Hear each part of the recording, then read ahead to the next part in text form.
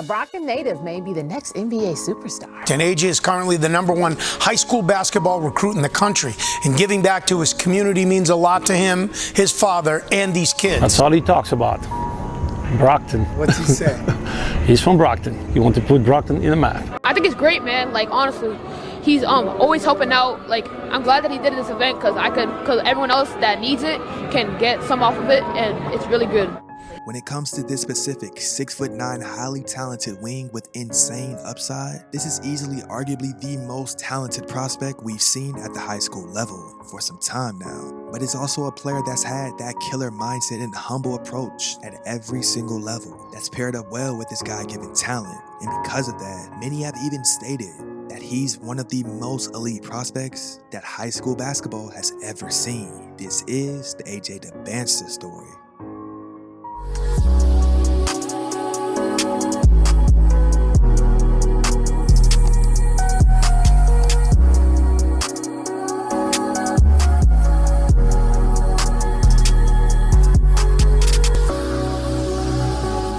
Born on January 29, 2007 in Brockton, Massachusetts, AJ Dybantsa would come up in a household that really stood on things like accountability and having a strong type of work ethic. His father, AJ Dybantsa Sr., was born in Congo, and his mother, Chelsea, is from Jamaica. And the fact that, because the both of them really didn't come up in privileged households, they made special efforts to really instill into AJ how to truly be grateful and humble through all the good that's come his way. From the get-go, he came up in a structural, nonsense type of environment, which really correlated to the type of work ethic and high motor that AJ has always had towards the game of basketball. Now, his love for the game wasn't always there, as there was once upon a time to when he didn't want to have anything to do with the sport. He didn't want to play basketball at first, but he was in love with Spider-Man.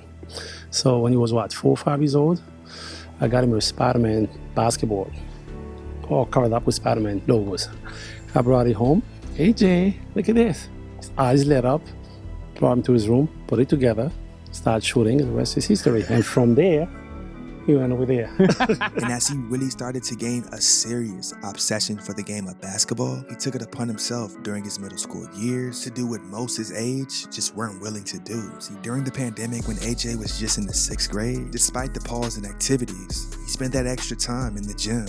He even stated, "I don't think it was healthy, but I was working every day, like no rest days. And when I came back, that's when I started to see mass improvement." He went all in when it came to finding different ways to perfect his craft behind closed doors when hardly anybody knew his name or the type of potential that he had. His middle school summers consisted of a few workouts before 2 p.m., skill development, lift, then shooting sessions.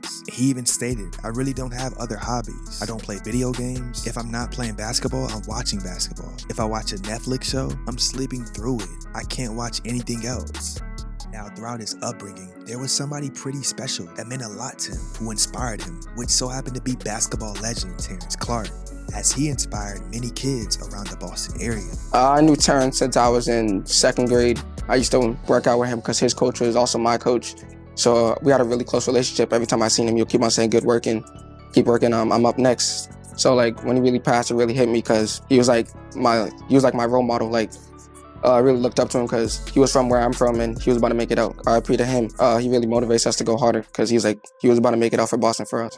Now, by just the 8th grade, as he stood at 6'7", towering over the rest of the other kids that he played up against, what he was able to produce on a gamely basis quickly allowed him to gain crazy notoriety. He had a slippery and smooth type handle in the open court that really allowed him to get downhill with ease. And with his exceptional finishing abilities at the rim to go along with his exceptional athleticism, he quickly jumped up the rankings. And by just the 8th grade, he would quickly develop into the #1 player in the entire country of the 2026 high school recruiting class. And as he attended the St. Sebastian School, located in Needham, Massachusetts, not only did he start on varsity as an 8th grader, but he held his own and dominated every single game.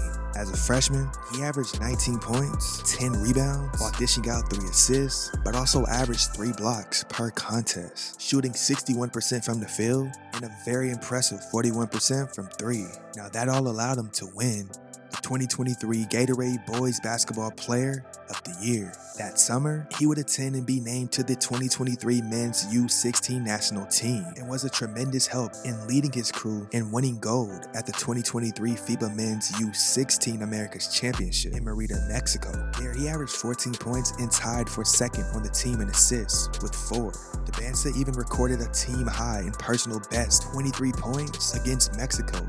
Now coming into his sophomore season, in October of 2023, AJ decided to make the ultimate decision to reclassify from the 2026 recruiting class to the 2025 recruiting class, as his reason for doing so was to ultimately accelerate his process to the NBA draft. And as he also made the transfer to Prolific Prep in Napa, California, he would join forces with the number 2 ranked player in the 2026 recruiting class, Terence Stokes. That season, the two of them were simply unstoppable, and while standing at 6'9" to go along with his 7'1" wingspan and his solid 200+ pound frame, he had a super unique advanced understanding on how to score from all different type of spots on the court. Even in the half-court set, with the ball in his hands, he appeared super fluid every single game.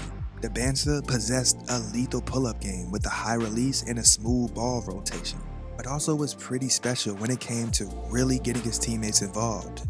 AJ would maintain averages of 24 points, 11 rebounds, 4 assists, and 3 blocks per game. Now Dybantsa and Stokes would even join forces in the EYBL circuit and help lead their crew to the championship game during Peach Jam. AJ would average 23 points per contest to go along with 5 rebounds and 2 assists per game, while shooting 48% from the field. It became very evident during his run that he was truly a generation talent.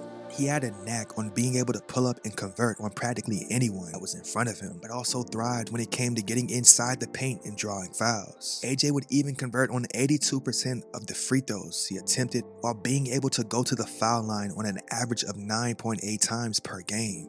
As a senior, AJ decided to make the move once again, but this time to Utah Prep to play alongside the nation's number 7th ranked point guard in the country in JJ Mandaquid.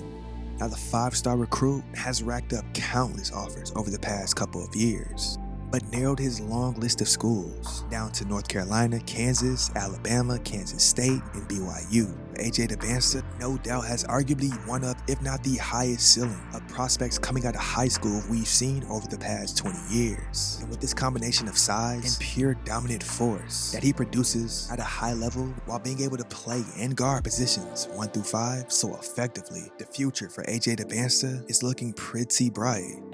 How do you find ways to get better? I mean, you can always improve on anything. I mean, anybody, like people in the NBA can still improve on stuff. So I mean, you just find the stuff they need to improve on that I'll need like at the next level. Like example, like my shooting, I'm gonna need my shooting at the next level. So I'm gonna keep improving my shot. With that being said, ladies and gentlemen, this is the AJ Dybantsa story.